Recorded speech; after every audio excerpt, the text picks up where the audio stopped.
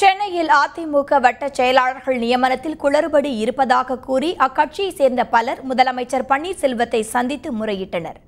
Greenway சாலையில் உள்ள முதலமைச்சர் பன்னீர்செல்வம் வீட்டின் முன் நூற்றுக்கணக்கான அதிமுக தொண்டர்கள் திரண்டனர்.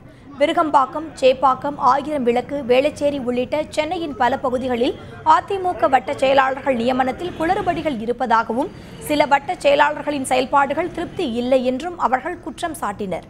இதையடுத்து சிலரை அழைத்து பேசிய பன்னீர்செல்வம் இது தொடர்பாக விரைவில் தீர்வு காண நடவடிக்கை எடுக்கப்படும் என உறுதியளித்ததாக கூறப்படுகிறது.